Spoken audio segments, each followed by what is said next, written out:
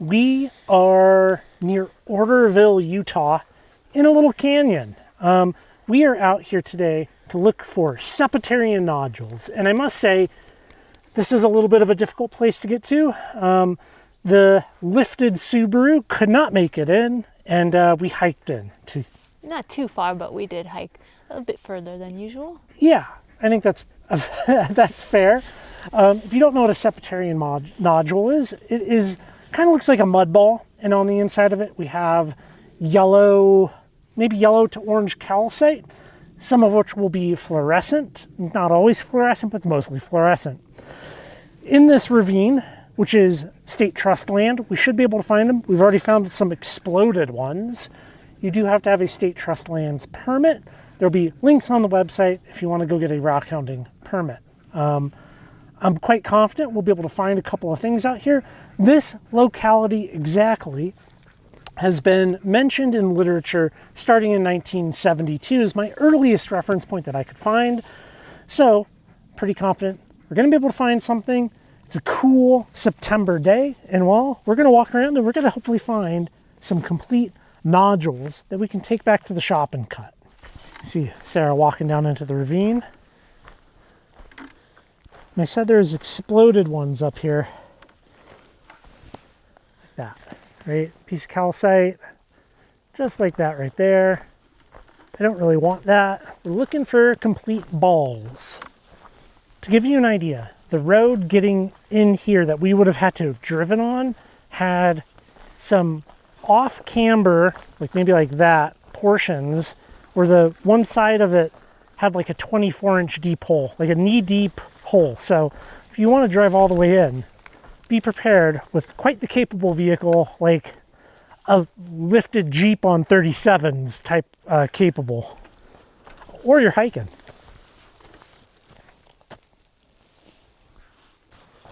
First decent chunk here. Yeah. I mean, if that was complete, that would be what we're looking for. Okay. So roundish. Yeah. I mean, there's lots of like ones that have clearly like fractured on the surface. I mean, Picking up right now and then discarding later. Yeah, I don't know. Probably. Since we're not having any luck quite yet. Yeah, that could certainly be face cut. Or that side. Yeah. I don't know about this side. It is kind of heavy. They're all heavy. Oh. But that's, I mean, that shows it. Best we found so far. Saw this poking out of the ground, and that seems, is that nothing? That's the texture, but that looks really lame.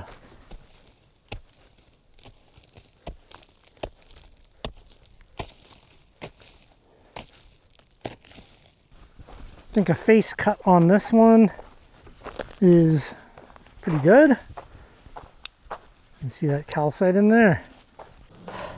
It got hot. Yeah. It got hot. Maybe the clouds. There's not enough clouds. But yeah, like that right there. You can see that piece broke a little bit, but we can definitely slice that. That'll look good, I think. This. Oh. And then that line. Maybe these, I don't know. You're gonna pack it out? I think that one's gonna stay.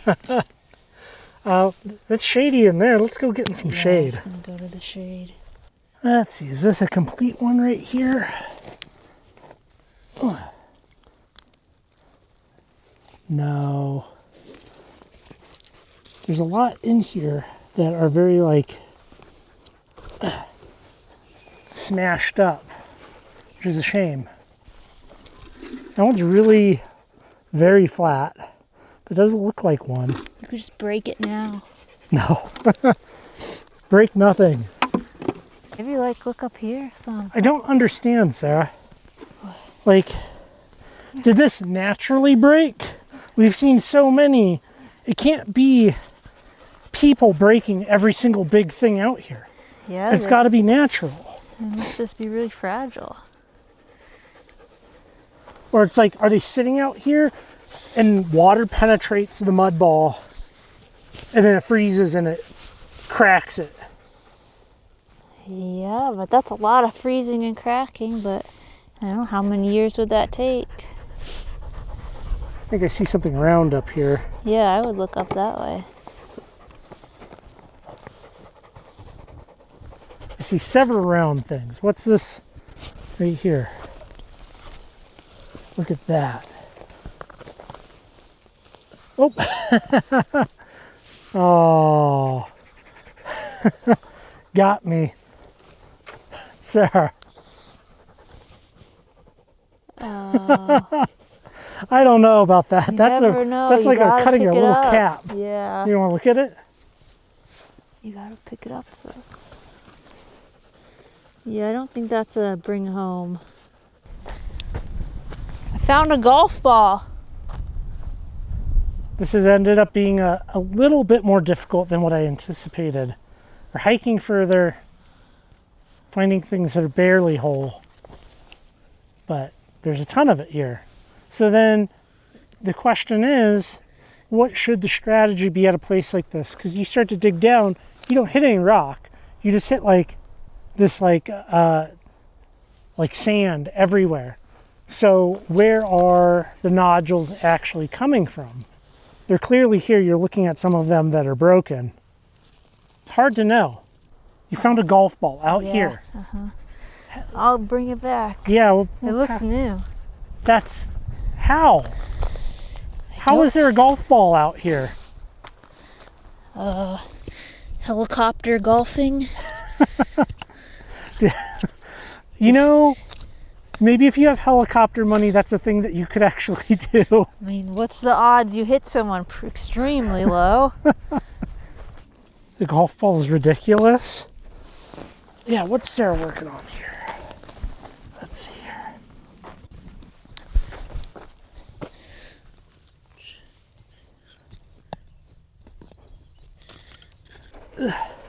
That's what you were trying to dig out. Thoughts? You did most of the work. Pride. Currently your bucket is empty. We could carry it out. I don't know. I don't really see much. I mean, that's the thing. You gotta like cut it in half. I mean, it's already broken though.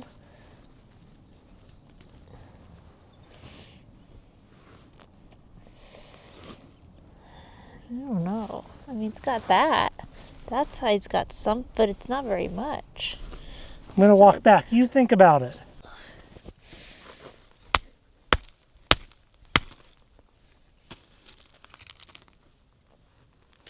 Would it have been good if you didn't cut it? No. Or if you didn't break it? I don't think so. I mean, it's got a little in there, but it's not like a real impressive. That one's better. We could take that one piece, cut that face. That was just sitting here. That was what I was using to break with it. But that's almost, I don't know, that's pretty scraggly too. But what I've seen is they can be scraggly on the outside and still fully form all the way through. So.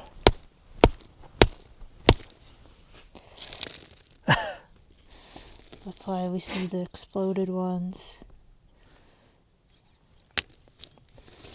Yeah, it's just not very round. Yeah. I mean, that's kind of round, so we'll take that. Well, everybody, I got to load this stuff up, put some in my backpack, put you away for the hike out of here. Because, well, we got some nodule chunks and a golf ball. Yeah. Which I would love to hear your theory as to how a golf ball got all the way out here into the middle of nowhere. We are back with our Septarian nodules and, well, one golf ball. And I did a little bit of cutting, a little bit of polishing. I can't say I'm very pleased with my results, but let's look at it, right? Because obviously there's some cut pieces here. Septarian nodules, I feel like they're not very nice for me to work with, right? Like, I work with hard stones, and these are the opposite of it. And you can see not very great. Like, some of this calcite's just like peeling out, and it's like streaking across the face. And I feel like there's just, at some point, there's nothing that you can Call it good. Yeah. Quit while you're ahead. Kind of the same thing with here, where we're kind of like, it's not great. Nice little chunk out right there. Yeah, that came out on me. Here's another one that I cut, and once again, you can see like the polish is just like meh polish. And actually, I was on the 14,000 grit wheel, and this just like went like bloop, and like a bunch of pieces came out. This one, however, I feel like looks a lot better. All right, the host rock is a lot more solid. And I kind of like the contrast of the yellow calcite turning into the brown calcite turning into the mudstone. Yeah, that's a good one. So keepers, not a keeper. And I learned a couple of things. I feel like first off, there's like zero information on how to polish these. Oh, yeah. There's like no information. This one, however, though, when you cut them on an oil saw, you will obviously get oil all over them. And once you take it out and you put it in cat litter to absorb that oil, where this point is, where like the calcite and the host rock meet, these ones, there's all kind of like oil still coming out of the stone at that seam, that meet point. This one, there wasn't. So maybe I'll use that as an indicator moving forward. Once I cut something, like, oh, is this even going to be worth polishing, right? Because these are basically like very loose in here versus that being very solid in there. Yeah. I don't know that for sure. It could be wrong. It could be wrong. But sample of one. Yeah. So I'm pretty happy with that. These are UV reactive, so we will check their UV reaction here. So 365 nanometer light, and it's almost like a little too much. I'm using the little light from, there's a golf ball, little light from Stymac. That one's almost like blue. And there's a little bit of phosphorescence there.